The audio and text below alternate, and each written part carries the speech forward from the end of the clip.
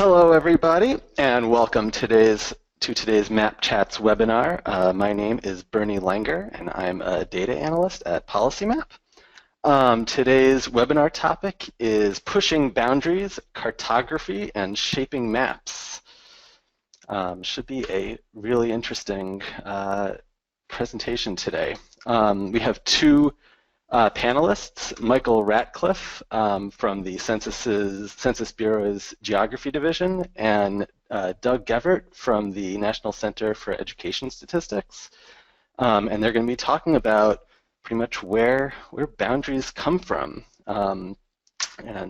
This is me, your host.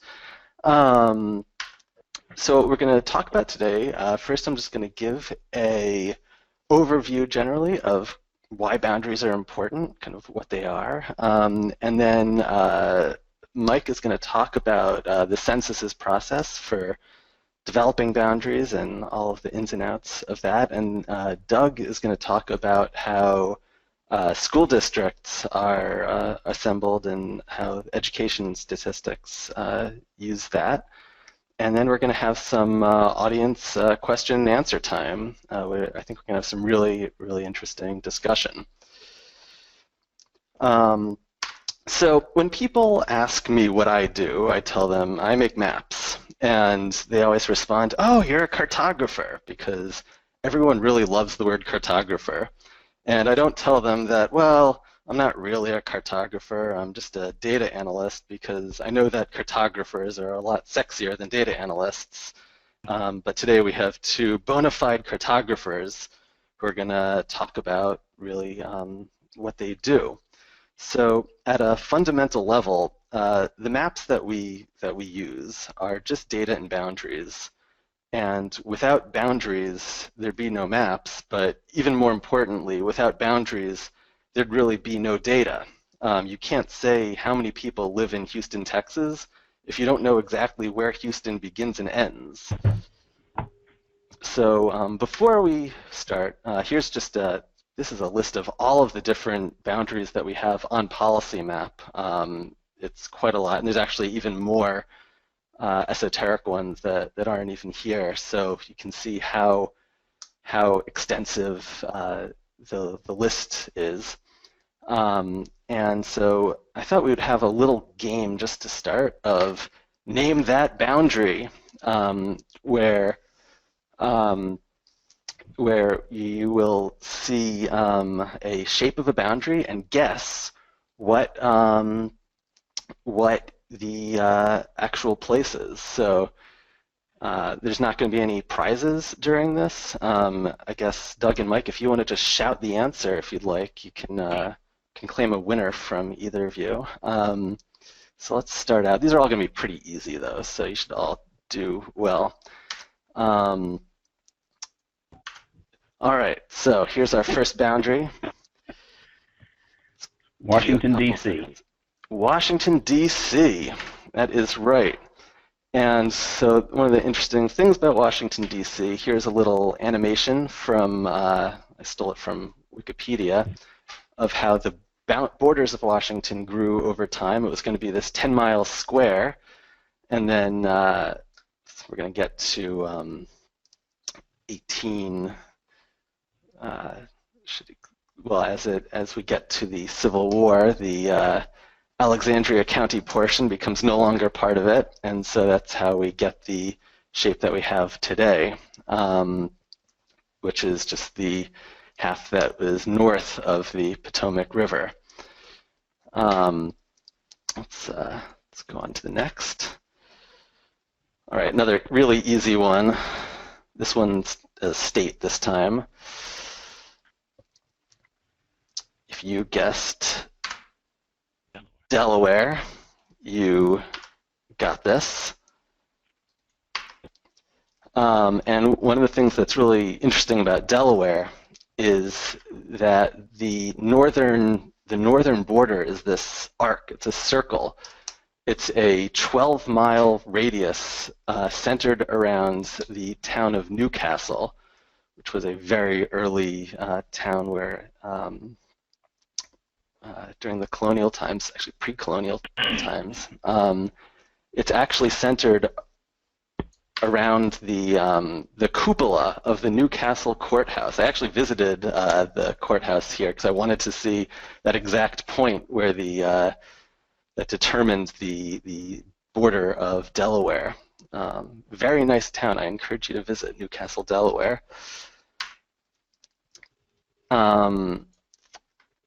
Next one, another state.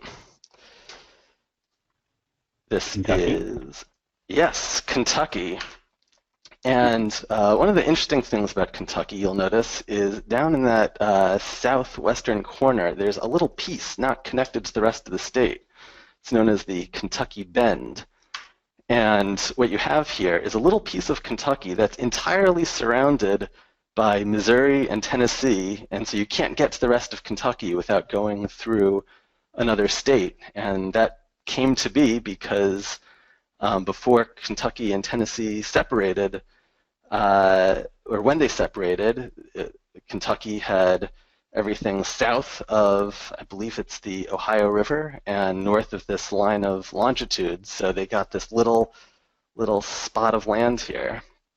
So these are the little quirks that we have, thanks to our cartographers. All right, here's a toughie, another state. I think that one is, well, it's going to be tough. I'm going to say Colorado. Well, it could be Wyoming. Exactly. We have a real toughie here. It could be Colorado or Wyoming. And it is, in fact, Wyoming. This is Colorado. You can see they're totally different. You should be able to get that just by looking, the difference between these two states. So with that, I'm going to turn things over to Mike Ratcliffe, and he will talk about how we have these boundaries. So Mike, go ahead.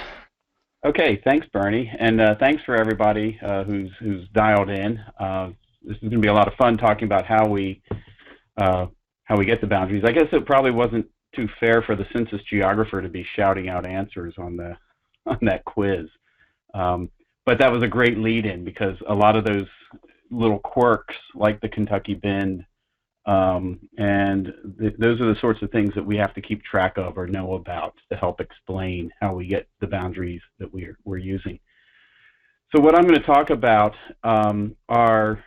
well, we'll start with a variety of, I'll go over some types of census geographic areas because we can't really talk about boundaries and how we develop boundaries or where the boundaries come from without talking about types of different census geographic areas. So we'll do a little bit of that. We'll talk about who establishes or defines boundaries for various entities. I'm not going to go into all of the different census geographic areas. What I'll do is use a few as examples of the types of programs that we run and where the boundaries originate and how we determine what they are. And so I'll talk about some of those programs that we manage to collect or define boundaries. So just kind of stepping back a bit, the Census Bureau has been a leader for quite some time, since the 1990s, in the collection, production, use, and dissemination of the geospatial data. We've been a leader for a long time in the collection of statistical information, going back to 1790. And geography has always been a critical part of that, of the whole data collection, data tabulation, dissemination process. Our TIGER database, and TIGER stands for Topologically Integrated Geographic Encoding and Referencing. That database was the nation's first digital map for the U.S., and it provided a lot of the base geographic data that are used at all levels of government by other organizations, the public. While we did not create the GIS industry, the availability of data in the TIGER line files helped kind of spur that industry on farther and faster. I think we can say in the U.S. the growth of the GIS industry and the strength of the U.S. in that industry is in part because of the availability of government geospatial data for free. If you look at other countries where you had to purchase data, their industries have lagged. So accurate and current geospatial data are critical to to the work that we do at the Census Bureau. It's critical to the data that we release and others use at all levels of government, private sector, NGOs, and so forth. And as Bernie mentioned, creating accurate data requires accurate and meaningful boundaries. And I use the two because in part of the work, and we'll get into this as we talk about some of the geographic areas, the boundaries need to be meaningful to the data users. People need to be able to look at that boundary and understand how it relates to their community, how it reflects their community. And we'll get into some of that in the statistical geography. Just real quick, here's our standard geographic hierarchy. If you've never seen this before, basically everything along this central axis, the geographic areas nest within the higher geographies, the higher level geographies. Blocks add up to block groups to tracts, and so forth. These other areas off to the sides intersect those areas along the central axis in various ways. The other way to look at this is, and all of these geographic areas provide the framework that we use. If you work with census blocks, while we talk about blocks adding up to or aggregating to all the other areas, the reality is all of these other geographic areas and their boundaries and all of the other features in the Tiger database form the framework that we use to create boundaries for census blocks. Another way to look at our geographic areas is to break them into legal entities and statistical entities. And this becomes important when talking about boundaries and programs to collect and define boundaries. All of the areas that were on the hierarchy chart that I just showed, all of the areas that we publish data for can either be described as legal entities. So the legal areas are areas that have legally defined boundaries. They have a legal existence. It's the political geography, if you will, of the country. So you can see a variety of areas there. The nation, of course, American Indian reservations, counties, parishes, boroughs, incorporated places, and so forth. I haven't listed everything. Then on the right-hand side of the chart are the statistical geographies. And I'll get into more about these areas, but these are areas that are created specifically for purposes of producing data, for disseminating data, for analyzing data.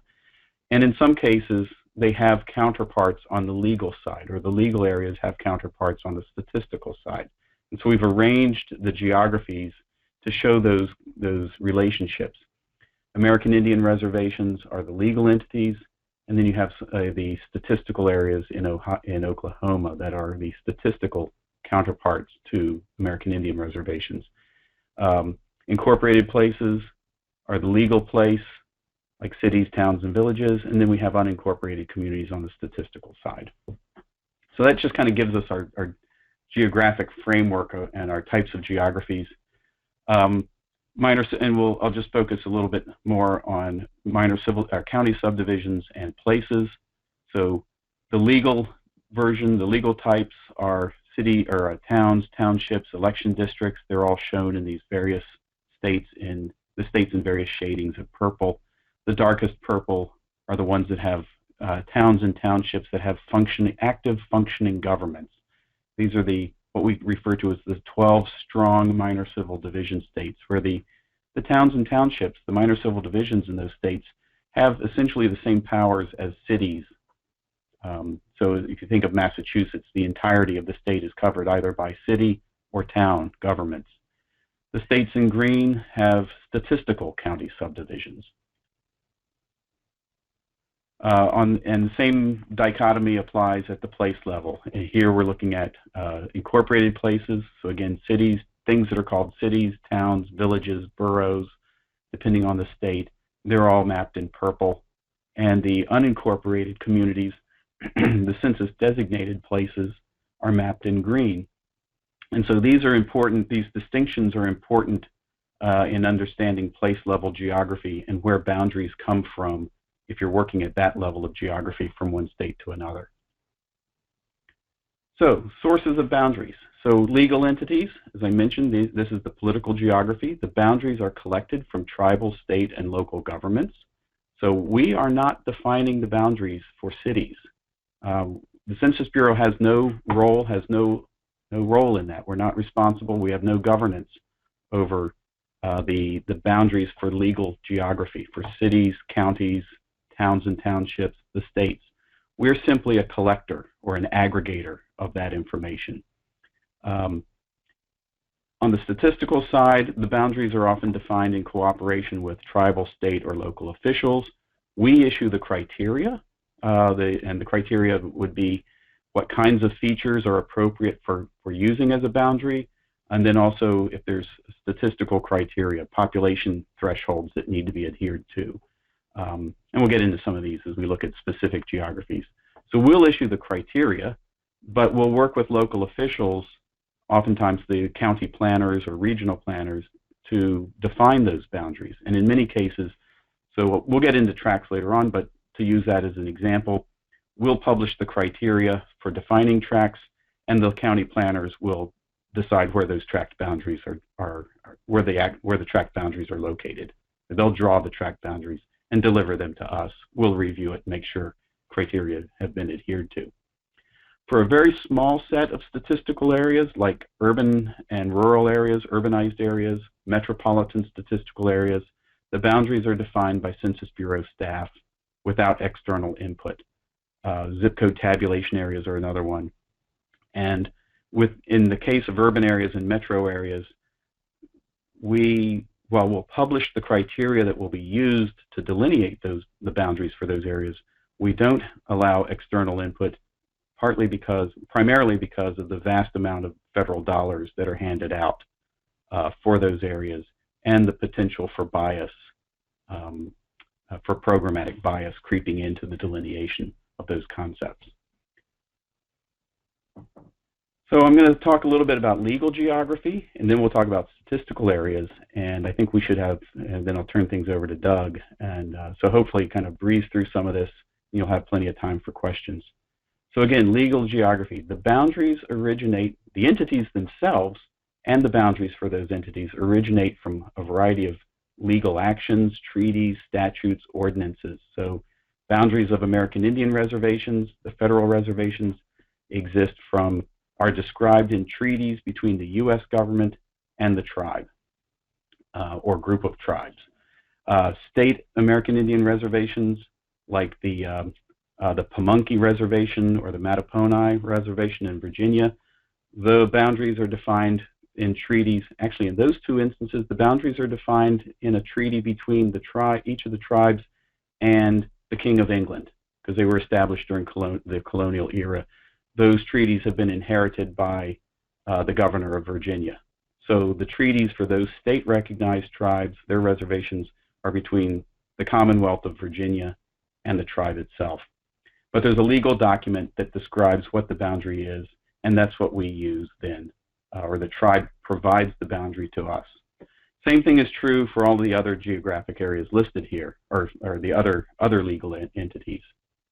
Cities, towns, boroughs, villages, the article of incorporation, the charter that incorporates the city would contain a legal description of its boundary. And that becomes critical, as Bernie had mentioned, that becomes critical for the locality in knowing who's inside the place, who's outside the place. So Houston needs to know exactly where their boundary is so that they can tax the residents, raise revenue from the residents of Houston to provide services for the residents of Houston, and not erroneously tax people who live outside the city limits, more importantly, not provide services to people who are living outside the city limits. So again, just to say this again, what we do is collect the boundary from the incorporated place, from the county, from the state, from the tribe, as described in their documentation that established their existence as a government, as a legal entity. At the bottom here, and Doug will talk more about school districts, but legal geography includes a variety of areas that exist for administrative purposes, either administering elections, administering provision of education, or representing in Congress or state legislatures. And in those cases, there'll be a legal. These are described as legal geographies because they are defined through a legal process. There is a legal description, and in the case of congressional districts, we're working with, or we collect the boundaries from the redistricting officials at each state level. Oh, and let me. I'll just go back. The picture here, so what we're looking at in this photo is the Mason-Dixon line, the boundary separating the states of Maryland and Pennsylvania. This is a portion of the boundary along the, if you're in the east or if you're a bicyclist, this is along the Great Allegheny Passage bike trail that runs from Cumberland, Maryland to Pittsburgh, Pennsylvania. Beautiful trail. I happen to be a cyclist. And it was great riding along. As a cyclist and a geographer, it was great riding along the trail and coming along this little park where the two states had fixed up and noted the exact location of the boundary. And so this very famous line, the Mason-Dixon line, dividing the South from the North, is marked here, clearly on the ground. So we'll just run through a few examples of legal geographies. I mentioned American Indian areas. In this case, we're looking at the Navajo Nation. Here's the Navajo Nation surrounding the Hopi Reservation. We're managing and maintaining the boundary for the reservation itself, as well as, so that's in green, these areas bounded in blue within the reservation are the tribal subdivisions. In this case, in the Navajo Nation, these are their chapters, so you can think of them as kind of their counties, their county equivalent within the nation itself. And then these areas out here, this checkerboard pattern, or all these areas in kind of this tan, these are the off-reservation trust lands. These are lands that are legally held by tribal members, owned and held in trust for the tribe, but not part of the treaty-defined reservation itself. So we're managing these boundaries, both the reservation boundary and then also the trust lands that exist off the reservation. We manage this, we collect the boundaries, we manage this in conjunction not only with the tribe, but also with the Bureau of Indian Affairs. Counties, just threw in the map showing all the counties, the 3,143 counties and the equivalents that exist in the U.S. Again, these are all legally defined. And then incorporated places.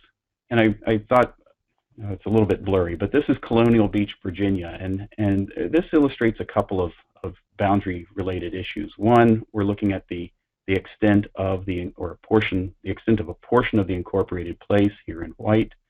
This is a town within Westmoreland County, Virginia, but it's on the Potomac River, and here the boundary between Maryland and Virginia runs along the low water mark on the Virginia side of the Potomac River. And you can see it very clearly here. It's running right on the shoreline. The Supreme Court ruled in the 1920s that the low water mark is the official boundary. The two states were arguing whether it was the high water mark or the low water mark. And then, kind of as an extension of the boundary issue, and we were having discussions about this just last week within Geography Division, the Supreme Court ruling also, the Supreme Court also ruled on the ownership of structures that extend out over the water from the shoreline. So while we're mapping the boundary along the low water mark, we also have to be aware that things that are attached to the shore, piers running out into the water, are legally part of Virginia.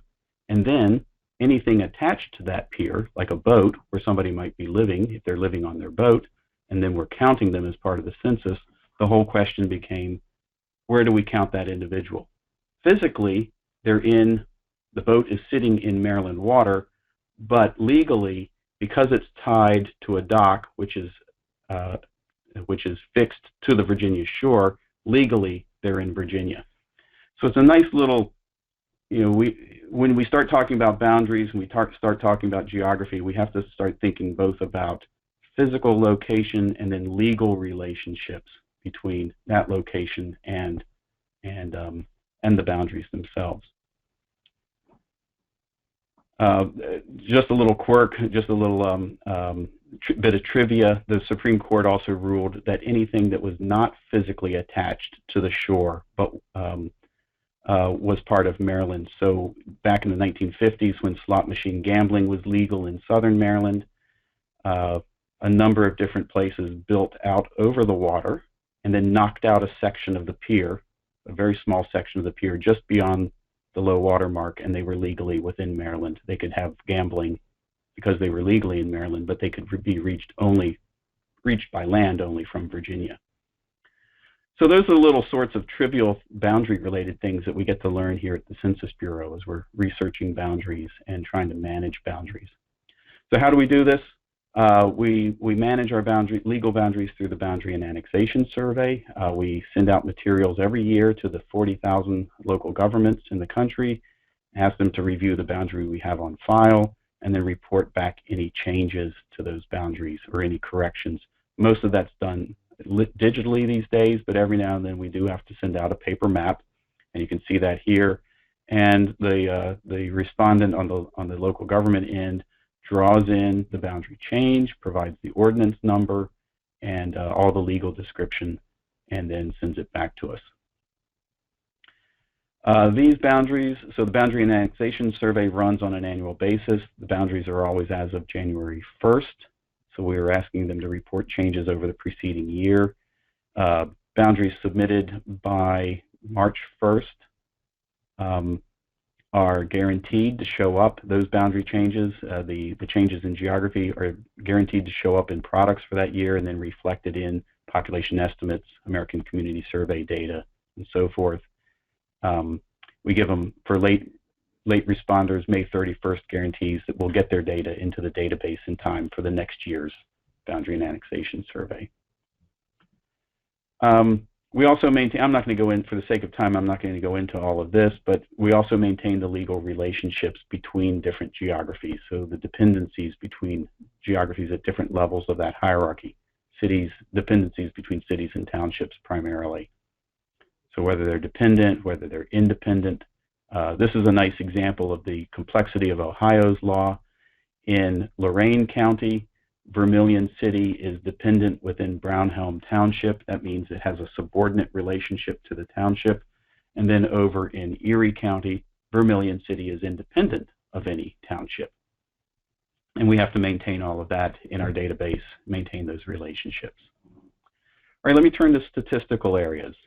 So I've already talked a little bit about what these are. I mentioned that we publish the criteria. It's always in the Federal Register. For the 2020 census, you can expect to start seeing proposed criteria published in 2018. We often require that boundaries follow visible features, and this is to make the boundaries easier to find in the landscape. So if you wanted to go out and figure out where is the boundary for the tract, oftentimes we'll use, most always we'll use visible features, roads, railroads, streams, rivers, and so forth. Things that can be seen, things that can be checked in the field. In some cases, the statistical areas are aggregations of other geographic entities. Metro areas are based on counties, and so forth. And as I mentioned, we often work with local government agencies like planning departments at the county level, regional planning organizations to define the different geographies. Tracts, block groups, traffic analysis zones are good examples. So what do these areas represent? They'll often represent commonly understood areas or communities that lack legally defined boundaries. Zip code tabulation areas put a boundary around a zip code, which is really just, zip codes are just the carrier routes that the Postal Service uses. They're linear, but people want data for an area associated with zip codes, so we define a boundary and we relate those to the census blocks. Census designated places, I'll have an example of that. We'll talk a little bit more. They might represent geographic, demographic concepts like metropolitan, urban, rural. What is urban? What is rural? And then so we attempt to define that, create some criteria, and then put a boundary around those concepts, if you will. They might be representations of areas that used to have a legal existence, but now, or areas that lack clear boundaries. The Oklahoma Tribal Statistical Areas are the former reservations that existed prior to Oklahoma statehood. The Alaska Native Village Statistical Areas are we put a boundary around an area that is associated with the native village. The village itself has a legal existence, but the boundaries are kind of indeterminate. So the statistical area is putting a boundary around that. And then some of these are areas that are defined specifically for data presentation, like tracts and block groups. We define these areas. For a lot of these areas, we define them through what we call the Participant Statistical Areas Program. That's primarily focused on tracts, block groups, census county divisions, census designated places. We used to have a separate Tribal Statistical Areas Program for the American Indian Statistical Areas. We're going to fold that into the larger PSAP, Participant Statistical Areas Program, for the 2020 census. Criteria. So I mentioned, the statistical areas often have criteria, population criteria associated with them. Here we see the criteria for tracts and block groups, and it's these criteria that then kind of drive where the boundaries might be located or the characteristics of the boundaries. Visible features. Tracts are supposed to be stable over time. Block group boundaries can change.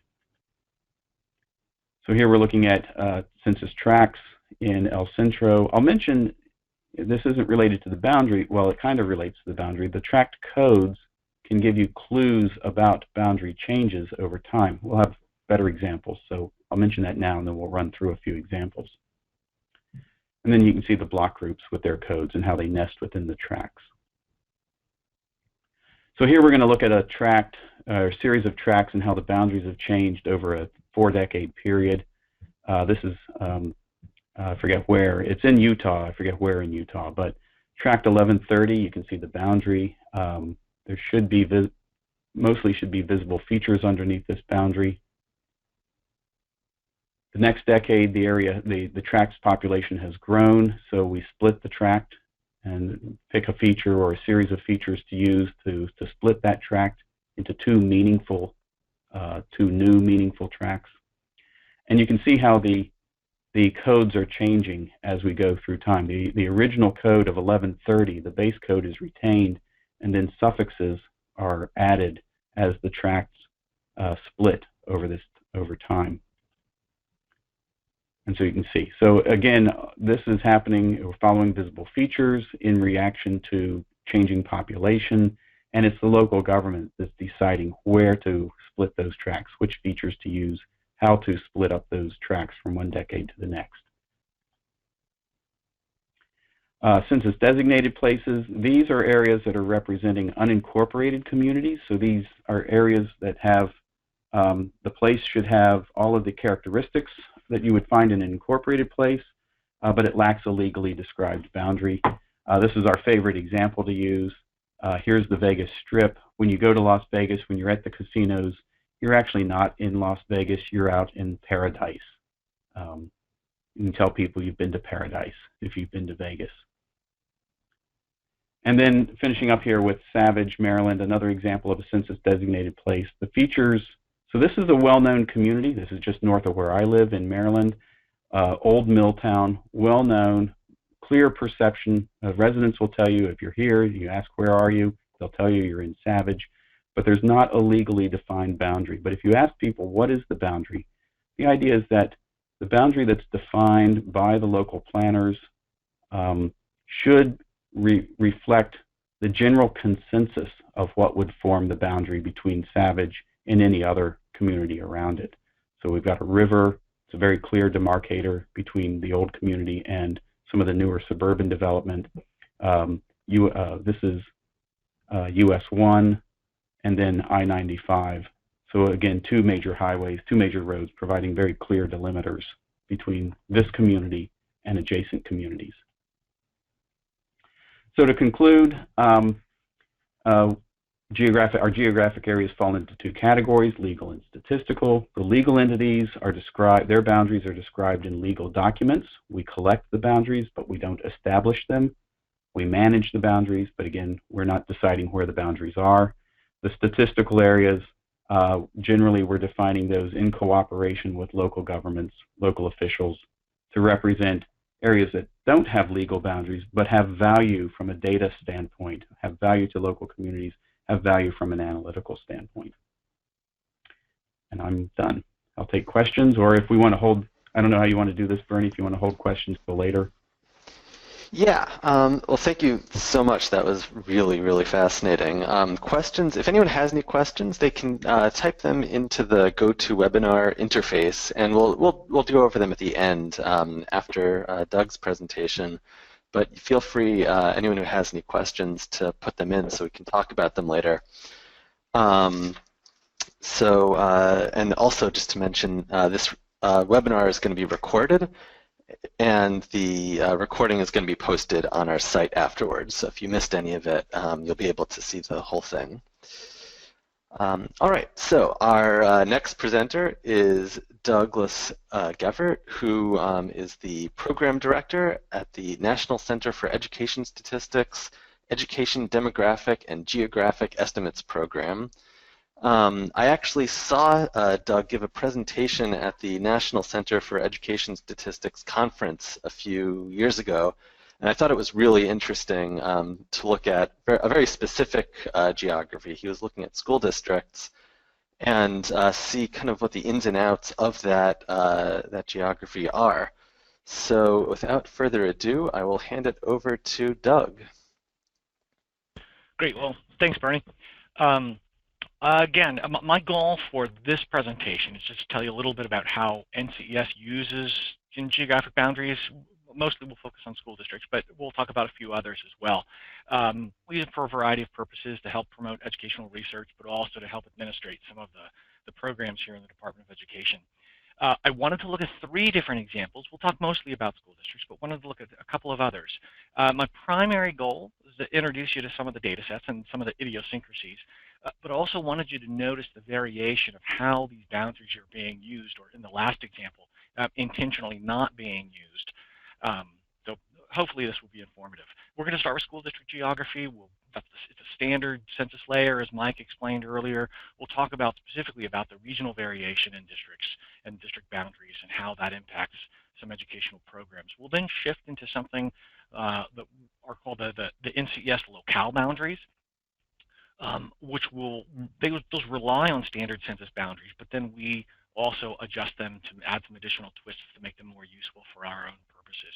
And then lastly, I'll touch on an experimental project that we're working on that really dispels with traditional boundaries altogether because of some of the limitations that they impose. Let me say at the outset that I am not a cartographer. I am cartographically challenged and also pressed for time. So that means I have recycled lots of bad maps from old presentations to share with you today, so I apologize for that ahead of time.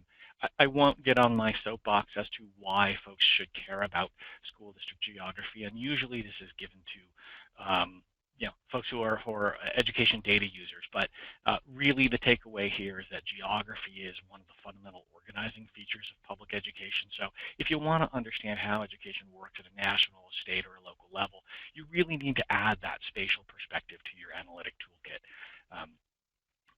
In terms of district boundaries, we're focusing on that. The guiding principle to be aware of when working with district boundaries is that, I guess, contrary to our democratic sensibilities, all school districts are not created equal.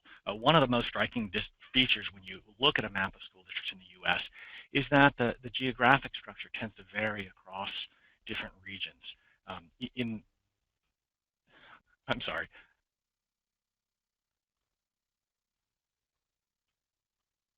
Plowing forward. The geography tends to vary. There we go. So in the southern and mid-Atlantic states, the geography primarily is organized around county and city boundaries. Maryland, Virginia, West Virginia, Florida, those are all states that have districts that are entirely county-based. One of the important implications for that is that these school districts then end up being fairly large, both in terms of the physical extent and also in terms of enrollment. About a third of all of the largest 100 districts in the U.S. are these county-based school systems.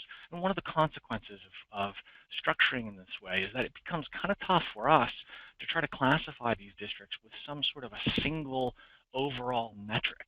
And a lot of these counties have, a substantial amount of geographic heterogeneity, and they've got cities and suburbs and towns and rural areas. And so how do you boil all that down and give them a single classification? As a data user, you're going to want to be careful about that. You see these things in a table, they're a simple record, but when you look at the geography, you'll see that, no, we're dealing with quite a different animal here. One of the consequences of that, practical consequences of that, or as an example, is when it comes to rural classifications. There are some rural programs out there that for example, have program eligibility where a district has to operate, all of the schools in the district have to be identified as rural schools. And if even one of the schools in the district isn't a rural school, the district isn't eligible for the program. And so, I'm sorry, I'm trying to navigate. Anyway, and so what ends up happening is a lot of districts end up not being eligible for these programs, and you can see the variation there down here again in these mid-Atlantic states and these southern states, and even over here in Nevada and Utah. I forgot to add earlier, they do also follow that county-city model. Those districts aren't eligible for that program, and again, it's precisely because of the geographic structure, the inherent structure of the district itself. The districts in New England, sorry guys, we'll do it that way. The districts in New England tend to follow town and township boundaries, so in some ways they're somewhat similar to the mid-Atlantic states in that they're borrowing those boundaries from the primary unit of local governance. They also tend to be relatively small. Again, at least when you compare, again, I live in Maryland. Maryland has 25 school systems that provide service for the entire state. Compare that to a place like Vermont that has 10 times the number of school districts as we have in Maryland, and only a tenth of the population. When you move out into the Midwest, it's probably best to just consider these school districts geographically. They are independent. Most of the time they operate as special purpose governments, and they tend to violate all sorts of other boundaries, municipal boundaries, statistical boundaries. The districts, again, tend to be relatively small, but a couple of the issues to be aware of for these, first of all, the boundaries they're incongruent with administrative geography. This is an example of the Ann Arbor Public Schools in Ann Arbor, Michigan. It's in Washtenaw County, but the district boundaries extend across 8 different townships. And the reason that can be important is from a planning purpose. All of those jurisdictions have the ability.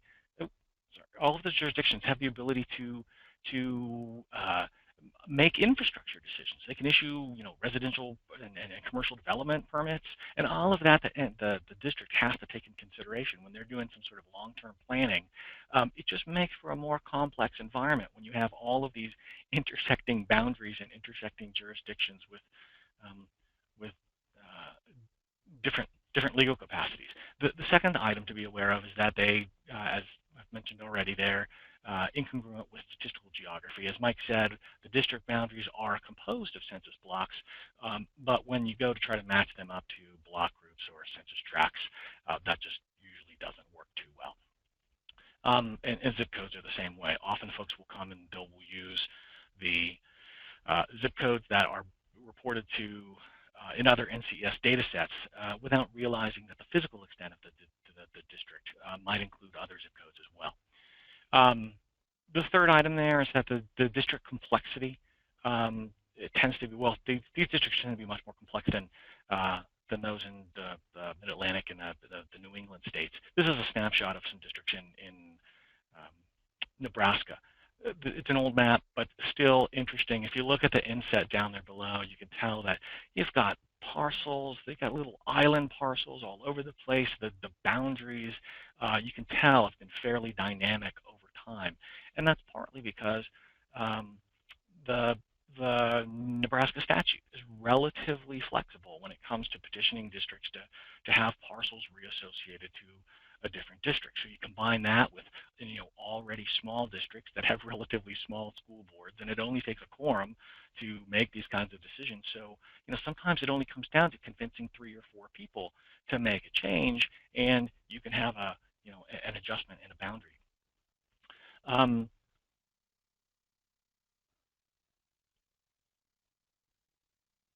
I'm sorry, guys. I'm having trouble with the controls, and I'm not sure why. All right, there we go. These western and mountain states, I mean, not really a region per se, but I'm highlighting them just because of the size of some of these school districts. As an example, Nye County, Nevada, out here, we're kind of back to Mike's Vegas example. Nye County, Nevada is this large area here. Nye County, Nevada is a school district in the public school system. It's an 18,000 square mile school system. That's large enough to fit all of the districts in Massachusetts and New Hampshire in there together with another 1,000 square miles to spare. The reason that becomes important is because, again, the district's legal responsibility spans the full extent of the geography. So if they've got special needs kid that's way out, on a border somewhere, that they're still obligated to provide services for that kid, and that trying to figure out how to do that can sometimes be an expensive proposition. It's an issue that districts that have a much more densely populated area, or that serve those densely populated areas, just they don't have to deal with. I will. This is too good to pass up. The school district, for example, in Tintic, Utah. If you were the superintendent of the school district in Tintic or in Eureka, Utah, if you want to make a site visit, for example, out to West Desert Elementary School, that's a couple hundred miles round trip. You're literally going 40 miles south. You hang a right. You go across a desert for another 40 miles. Apparently, there's this gravel road that the directions say is very easy to miss. If you miss it, you end up in a gravel pit, or you can even end up over here in the Army a bombing range. If you do find the road, you go another 100 miles on a gravel road up over a mountain pass until you eventually get to the West Desert Elementary School and get to see the kids and the teacher. This is the kind of thing that a suburban school superintendent really just doesn't have a good grid for. Size matters here. The last thing I wanted to bring to your attention is that there are 3 different flavors in terms of the boundaries. There are 3 different flavors of school districts, categorized by the grade span that they serve. Most of the districts in the country, or most of the states, operate what we call unified school districts. These are the ones that operate from pre-kindergarten, kindergarten, all the way up through 12th grade. But there are some states that have districts that only serve a portion. They might serve the elementary grades or the secondary grades. So be aware of that, because the boundaries come packaged in all 3 of those flavors. Those boundaries are available on our program website. If our slide will advance, there we go. They're available on our program website. We've got it's a 20-year time series that we've got posted up there. So if you're interested in exploring that, the URL there is going to be on the last page. So definitely make use. It's a great resource. Moving on to the second example. There we go. Or locale classification. Locales are another type of boundary that we end up using at NCES. The locales are just a general indicator of where a school happens to be located. They are updated annually. We apply them to all the public, private, and post-secondary schools. They have 12 classifications. Really, there are just these 4 basic types. You can be classified as a city, a suburban, a town, or a rural school. And each of those types have subtypes that can be expanded, either by size or their subtypes by their proximity to urban areas. The locale boundaries that we create are based on census standard concepts, the urban, rural, and the principal cities, but we then augment those with a variety of clips and buffers to create additional categories that are meaningful for NCES program purposes. We find them useful. They're more nuanced than a standard urban-rural or a metropolitan hierarchy, and it also avoids some of the confusion around the urban, rural, suburban trio there. There we go. So the locale boundaries, or the locales, are classified for the full extent of the U.S. They're available. If somebody wants to then go and look at, let's say, a region, you can use the boundaries to go explore a metropolitan area region. You can zoom in however far you want. Some of the folks have found this helpful to be able to go in and look at specific schools and why is my school classified this way as opposed to that way? Well, when I overlay the locale boundaries on top of it, it's a little easier to understand why you're getting the classification that NCS happens to be assigning to you.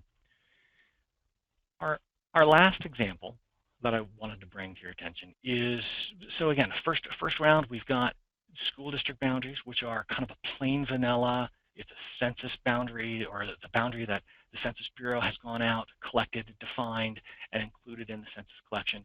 The second example is our locale boundaries that we have taken. Essentially, we've started with something that is standard and then augmented it. This last example is an example where we've kind of had to punt on boundaries altogether. Because it highlights the question of, well, what do you do when the boundaries are actually part of the problem as opposed to part of the solution? Because sometimes they do create problems, right? We've got the modifiable aerial unit problem, where we're assuming that if you change a boundary, you're going to potentially change the estimate for the condition of the area. Or we've got ecological fallacies where we assume that an estimate for a particular area, like a county or a school district, is somehow representative of the condition across the entire extent of that county.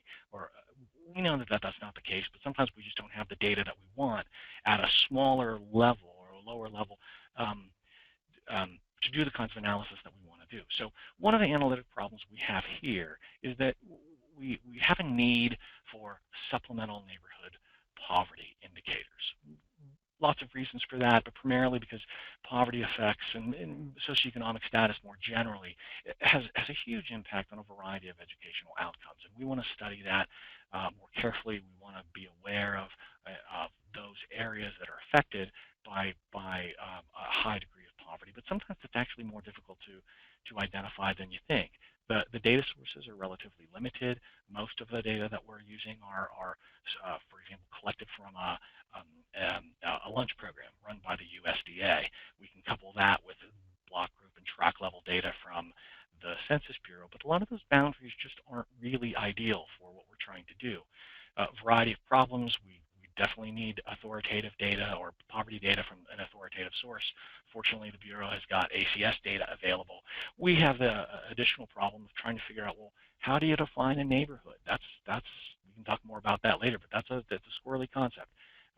It's tough to find some sort of a proxy geography that really has a good representation for a neighborhood that you could use consistently across the U.S. And then lastly, for the data wonks, there are certain trade-offs that you have when you get to small geographic areas. There are certain kinds of disclosure issues that become potentially can become a problem. So how do you trade off getting the data that you want at the scale that you want? So our mission really has been to try to use spatial statistics and some different models than we've been using in the past to try to model estimates based on nearest neighbors. And we do that specifically for school points to create what you might think of as a school-centered poverty estimate. We're calling this thing our side project, spatially interpolated demographic estimates, but it's mostly because we don't have enough time to get to it as much as we want. But the big idea here is simply that when you go to make an estimate, a traditional estimate, really what you're doing is you're grabbing all of the sample cases that happen to be coded for a particular geographic area, and you roll those cases up together, and that becomes the estimate for the area. So if I'm trying to figure out if I'd like to associate that information with a particular school, first of all, I associate my school with the area, and then I pick up whatever that estimate happens to be for the area. Well, that's fine, But what that inevitably ends up doing is adding some cases to your estimate that aren't particularly relevant maybe for your particular location, and it's also excluding some cases that would be perhaps more relevant for your location. So the big idea here is that we're just trying to use some different methods so that we can go out and grab the cases that are most proximate to our location of interest to our schools and create poverty estimates based on that collection of cases, as opposed to something that happens to be in an artificial geographic box that we don't really want. What that ends up looking like is something like this. Again, this is essentially it's a prediction surface. It's a model. It's almost like a social fabric, if you will, that you can lay across an entire region and then be able to specify, I would like an optimal estimate for this point or that point, and be able to pull that off. So it provides, we think it's going to provide, we should say, a lot more flexibility for us in the long run, just as a supplemental indicator. But again, the point of showing you this, even though it's just an experimental project, is to simply say there are times where the boundaries, sometimes they're wonderful and other times they get in the way. And so we've been in a situation now where we're having to think seriously about, in some cases, letting go of traditional boundaries that we're familiar with and we're used to dealing with in order to take some other steps and explore some other directions. So again, 3 different examples of 3 different ways that we've been using boundaries for a while. And I'll end it there. This is our URL if you want to go check these data, these boundaries, and the documentation for those boundaries at our website. We've been in business for about a year or so now, so we have lots of catching up to do, and hope to be able to add lots more resources here in the future. So. All right, thanks, Doug. That was also really, really interesting. I like how we started off with talking about really strict boundaries and moving into maybe we're at a point where we're beyond boundaries and looking at other ways of making decisions. So with that, I guess we'll move on to some Q&A. We are a little bit short of time because those were both such really great and they were really great presentations that went into such detail. So fortunately, that I think makes up for a little bit of the lack of Q&A time. But I'll just get started with a question that I have, which I guess is for both of you, and has to do with how you work with the changes in boundaries over time. So, for example, if you have an area, maybe like a city, that grows, and so you change, either it grows legally, it annexes areas around it, or it's a statistical area where you've determined that its statistical boundaries have expanded. Do you consider, let's say you've expanded the boundaries of a city, and so the data, underlying data, now includes a bunch more people that are in it. Do you consider the city to have grown in terms of population? Would you say like that the city has, it's expanded by 50% of its population has grown, or do you really think of it as, well, it's just the borders that have changed, and it hasn't really, the soul of the city hasn't exactly changed? I guess, Mike, do you have any thoughts on that? Yeah, that's a really great question, and it's one that we get all the time, and I'll have to admit it's one that we have not answered or not provided data. We don't manage that very well. And so you kind of have to, let's step back a little bit, and you have to, first question you have to ask is, what is the nature of the change? So the city, let's say the city has expanded its boundaries, they've annexed a large land area. Well, what was on that land? How much population, if any, was annexed? So to get kind of to the heart of your question of, has the soul of the city changed? Well, I think what we need to do at Census is to try to provide more information about the difference between the area, the population, and the economy within the old boundary compared to the new boundary. So you could begin to get a sense of what was the impact of that change. Did the did the city's population, if the city's population doubled, how much of that was due to the annexation of existing population compared to growth within the city, true population growth? The population estimates program gets at that to some extent. They publish the base.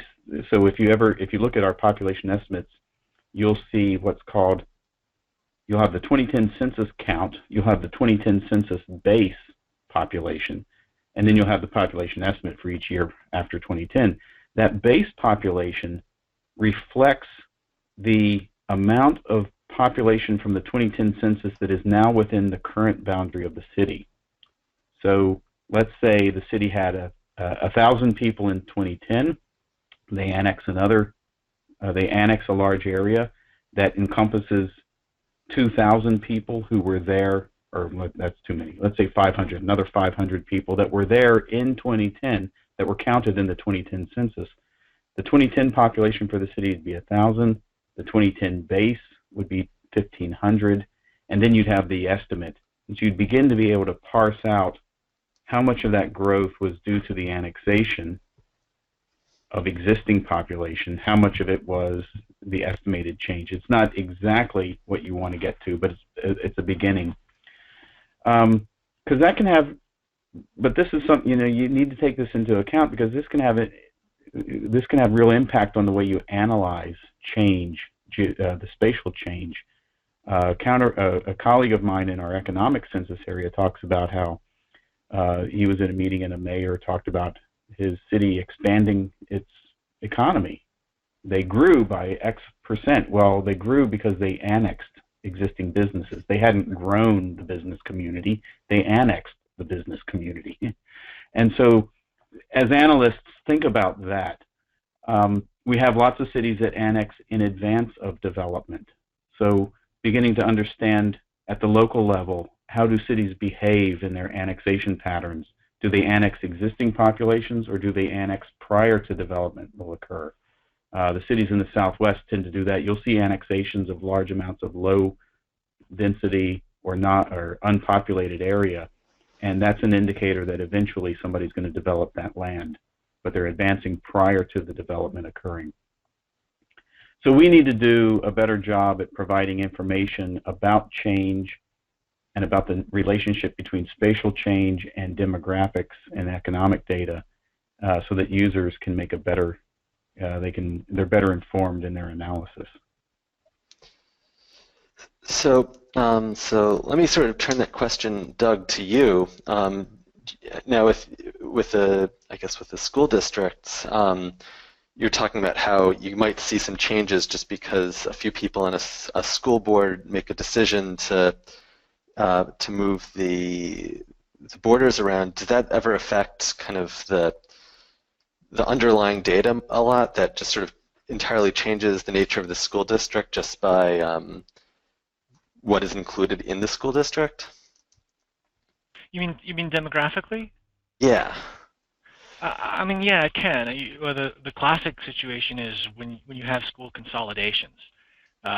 It would be wonderful to have a detailed time series. 70 years ago, we had more than 100,000 school systems in the U.S., and we're down to about 13,000. Well, about 13,000 that are geographically defined.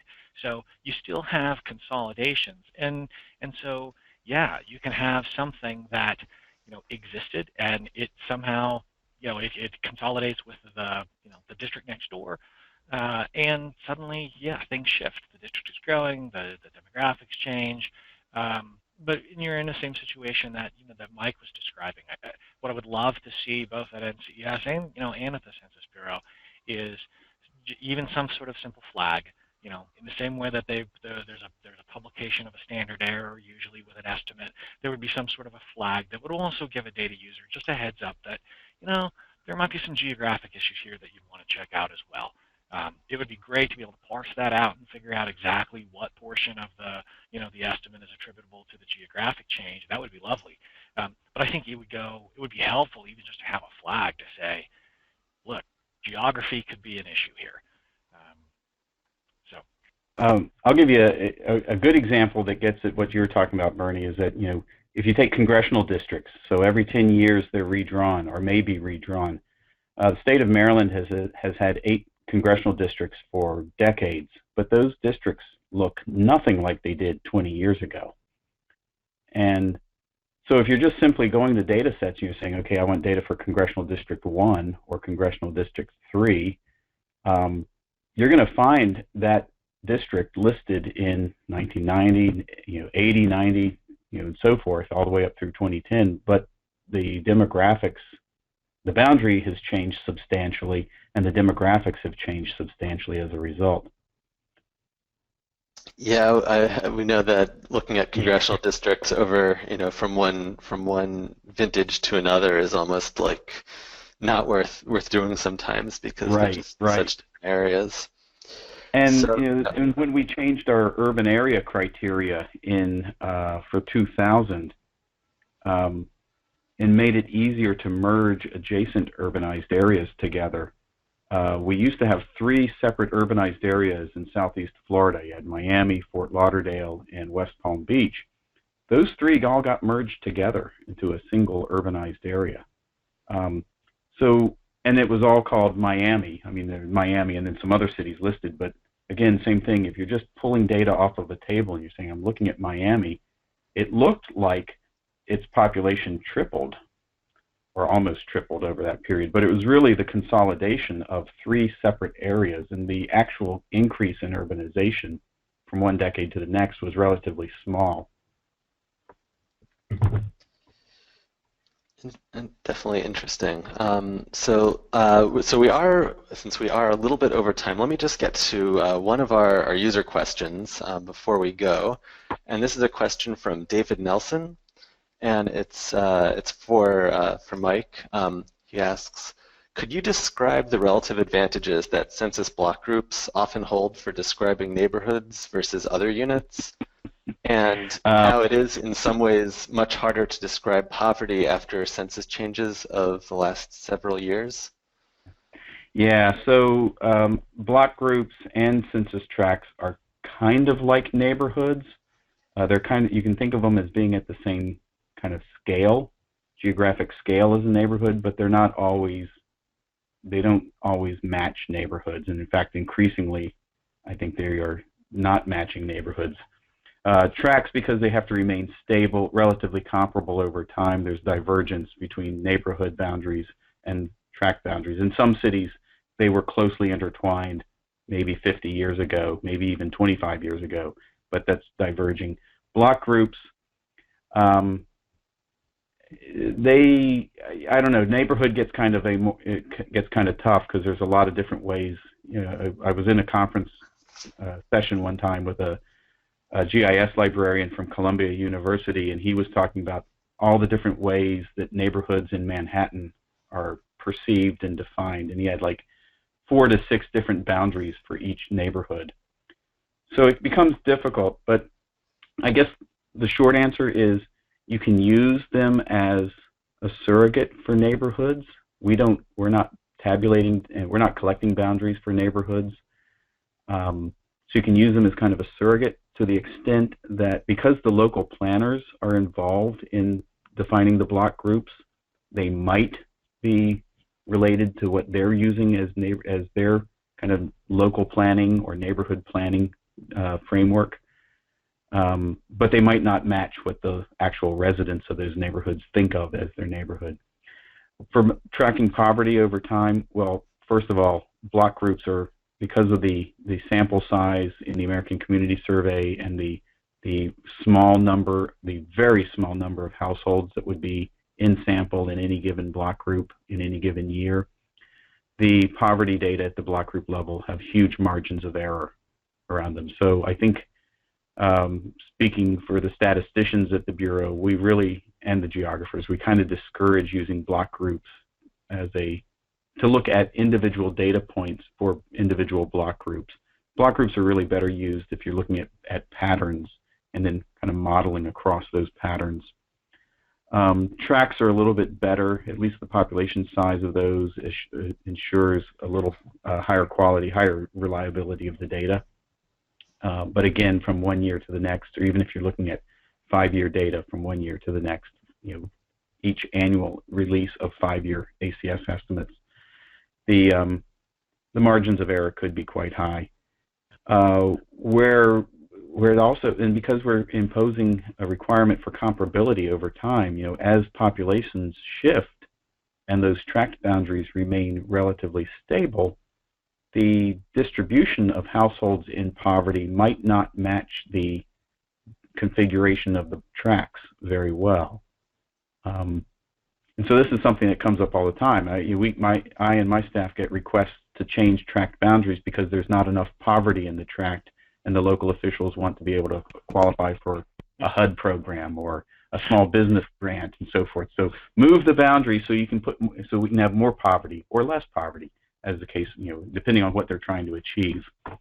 And I've given some talks recently. In fact, the county that I live in Maryland, has one of the highest median incomes in the country, but there are very small pockets of poverty in portions of the county, and those little pockets get hidden and subsumed by the higher incomes around in the neighborhoods around them. So you oftentimes can't even see the poverty at the block group level or the tract level, or it's diluted enough that you can see the low income. You can see that there are some low income households, but they don't account for a large percentage of the population in that given geographic area.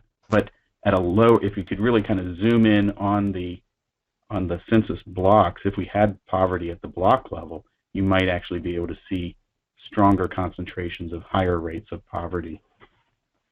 So this is getting away. So this is all tying into the boundaries, but also scale and all that.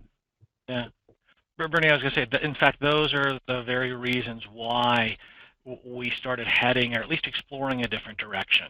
The inability to get some of the estimates that you want out of these small defined areas, well, that issue goes away if I'm now dealing with a surface. If I have multiple surfaces for multiple vintages of data, I can then start doing map algebra to look at real change in demographic characteristics without having to worry that that change has really been just a consequence of changing a boundary somewhere. It also then allows for those kinds of pockets to pop out and be identified, because again, it's all point-based or point-centric as opposed to boundary-centric. And from a data standpoint, these end up being modeled estimates, so there's no way to to back this stuff out and figure out who reported what. So this is why I'm kind of excited about this particular direction, because I think it's going to give us a lot of flexibility in the future, but it's stemming from the same problem. How do you define a neighborhood? And if you can't have a unit that's going to work well everywhere, then how do you do the kinds of comparisons that you want to do unless you change the model altogether? That's really cool. I'll be really excited to see where that goes. Should we keep an eye out on the NCS website for developments there? Do. I mean, it's experimental at this point. We're probably not going to be rolling anything out, even experimental estimates, until at least next spring. But we've got a lot of ground to cover before then. All right. Cool. Well, I think we are out of time now, so there's a few more questions, but we will be posting the contact information for Mike and Doug, so you can get in touch if you have more that you want to ask them. I want to thank both of you and all of our attendees for watching. We will be posting this presentation on our website, so feel free to check that out if you want to rewatch anything that we went over. So just a little bit of a plug of our product. PolicyMap is an online data warehouse and mapping platform. If you haven't used it yet, definitely encourage you to take a look. There's a free trial for our subscription, and there's also just a free registered user version that lets you access most of the data and maps that we have. So take a look. If you have any other questions for us, our email address is info@policymap.com, and you can call us at 866-923-6277. Once again, I am Bernie Langer, and thank you so much for attending. Thank you.